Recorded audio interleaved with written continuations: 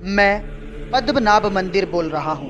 मैं कितना भाग्यवान हूँ कि मेरे यहाँ स्वयं श्री हरि विष्णु शेषनाग सैया पर विराजमान है और मैं उनके चरणों की धूल हमेशा से वर्षों शताब्दी और सदियों से अपने मंदिर में सजाए बैठा हूँ। मैं अपने इतिहास को बताऊं उससे पहले मैं अपने बारे में मौजूद तथ्य और जानकारी देता हूं।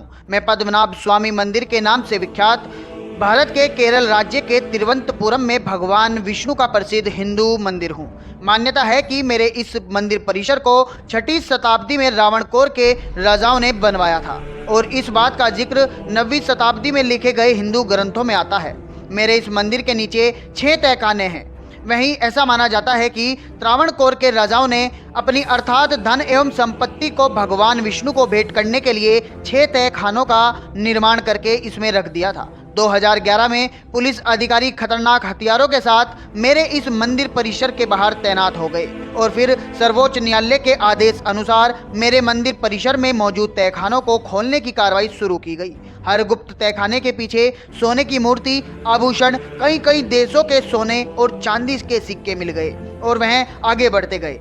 एक एक दूसरे तीसरे और फिर तीसरे से चौथे से 5वें बार दरवाजा तक खोल दिया गया और मैं चुपचाप इस प्रक्रिया को देखता गया। लेकिन जब पहुंचे वह आखिरी दरवाजे के समीप, जिसका नाम दिया गया चैम्बर बी, लेकिन शुरुआत में मौजूद टीम खोलने में असमर्थ रहे। उसके बाद टीम ने उसे दरवाजे को गहन जांच की तो पाया कि वहां पर कुल 3 दरवाजे थे। पहले लोहे का दरवाजा और अंदर एक लकड़ी का दरवाजा था। उसके तुरंत बाद एक और मजबूत लोहे का दरवाजा था। अंत वाले लोहे के दरवाजे की मजबूती मेरे पूरे मंदिर परिसर में सबसे मजबूत थी। इसका कोई ताला ही नहीं था और इस दरवाजे को खोलने का रहस्य बाद ही गुप्त जगह मेरे ही मंदिर परिसर में छुपा हुआ। इस दरवाजे के ऊपर 2 विशाल नाग बने हुए हैं।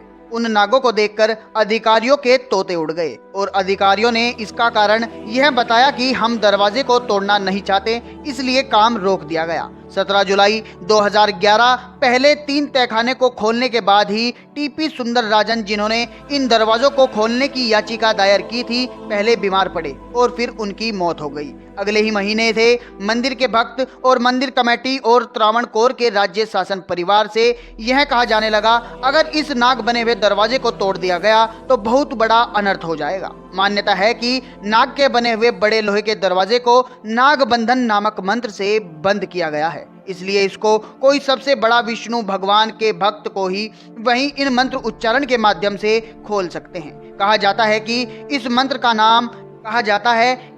का नाम एसटनाथ बंदर है।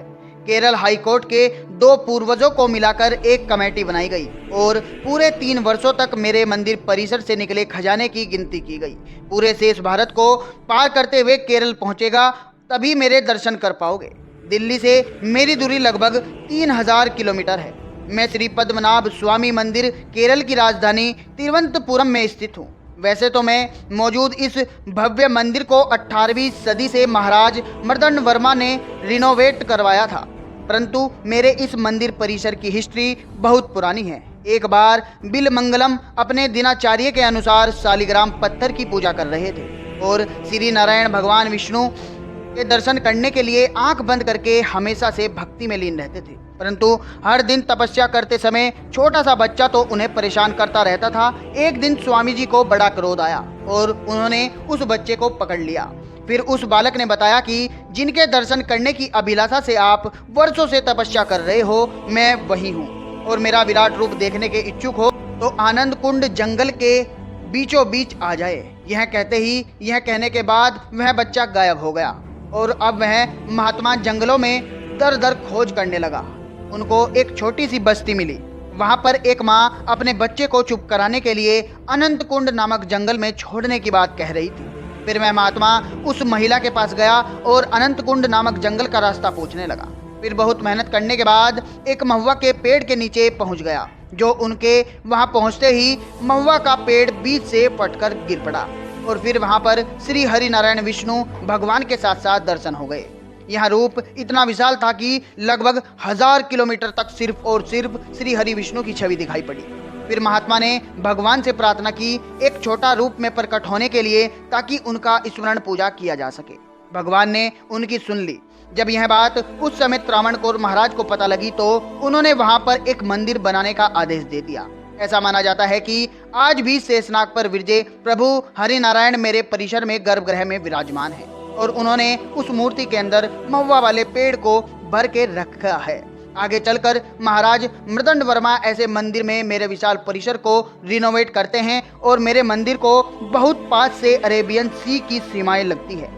इस समुद्र तट पर साल में 2 बार स्वामी पद्मनाभ जी को स्नान कराया जाता है। मेरे विशाल परिसर में नक्काशीदार कारीगरी देखकर आप मोहित हो जाएंगे। तमिल दुर्गंध की पद्धति से बना मेरा विशाल परिसर बहुत सुंदर और लुभावना है। त्रावणकोर के राजाओं का राज तिलक करने का कार्यक्रम बाकी घरानों से थोड़ा अलग है। वहाँ पर राजा का बेटा राजा नहीं बनता।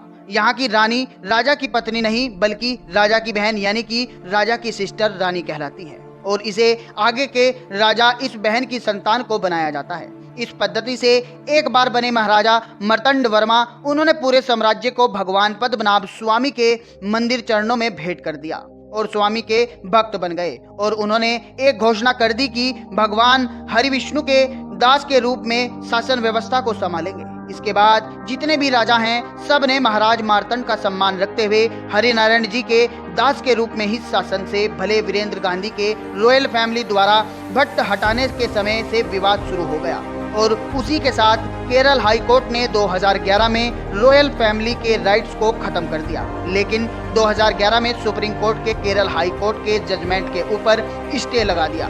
2020 के सुप्रीम कोर्ट के आदेश अनुसार सारे रीति रिवाज मौजूदा शासक परिवार देखेंगे और मेरे विशाल परिसर में मंदिर संचालन की जिम्मेदारी जिला कलेक्टर एवं विशेष कमेटी के साथ मिलकर करते हैं। मेरे विशाल समृद्ध मंदिर से जुड़े हुए कुछ विशेष कार्यक्रमों का आयोजन का नाम पनकुनी आर्टू फेस्टिवल मार्च और अप्रैल के बीच मनाया जाता है। वहीं अल्पासी अरब 2 त्योहार अक्टूबर से नवंबर के बीच मनाए जाते हैं। मैं पद्मनाभ स्वामी मंदिर देवीद्रम केरल के मिश्रित शैली में निर्मित है। एक तरफ सुंदर समुद्र तट और दूसरी तरफ पश्चिमी घाट में पहाड़ी के मध्य स्थित हूँ। मेरे इस भव्य मंदिर परिसर में जो आकार दिया है उसकी ऊंचाई 7 मंजिल है। मेरे गोपुरम को बहुत ही सुंदर कलाकृतियों से सजाया गया है जो मेरी सुंदरता को और आगे की ओर बढ़ाता है। मेरे विशाल परिसर के बीच गर्भगृह के भगवान विष्णु एक बड़ी मूर्ति में विराजमान है। इस मूर्ति में भगवान विष्णु अपने सवारी शेषनाग का चैन मुद्रा अमित राजमन जिसे देखने के लिए रोजाना हजारों भक्त दूर दूर से आते हैं। मेरे पूरे मंदिर में केरियारों के अनेक खंभे भी बने हैं जिनके ऊपर अद्भुत नक्काशी है जो मेरी भव्यता में 4 चांद लगा देते हैं। मेरे परिसर के पास एक पवित्र पद्म तीर्थ कुलम नामक एक सरोवर भी है। मंदिर में पुरुष केवल धोती और महिलाएं साड़ी पहनकर ही प्रवेश कर सकती हैं। कई शताब्दी और पुराने मेरे इस मंदिर परिसर में सिर्फ सनातनी ही प्रवेश कर सकते हैं। मेरी चर्चा आपने बहुत सुनी होगी लेकिन हमेशा अपने गुप्त तहखानों में मौजूद धन और सोना चांदी को ही चर्चाओं में लिया होगा। लेकिन मैं सम्य श्री हरि विष्णु सृष्टि से पालनकर्ता को अपने धर्म ग्रह विराजमान कर बैठा हूँ। मैं आप सभी को मेरे प्रभु के दर्शन के लिए आमंत्रित करता हूँ। मैं पद्मनाभ मंदिर बोल रहा हूँ। दोस्तों अगर आपको ये वीडियो अच्छी लगी हो तो प्लीज़ इस वीडियो को अपने दोस्तों के साथ लाइक और शेयर ज़रूर करें। दोस्तों अगर आपने हमारे चैनल को पहली बार विजिट किया है तो प्लीज़ इस चैनल को सब्सक्राइब करके बेल आइकन को ऑल पर सेलेक्ट कर लीजिएगा ताकि भविष्य में हम जैसे ही कोई ऐसी ही नॉलेजेबल वीडियो लाएं आप तक वो सबसे पहले पहुंच सके। तो दोस्तों वीडियो को अंत तक देखने के लिए धन्यवाद।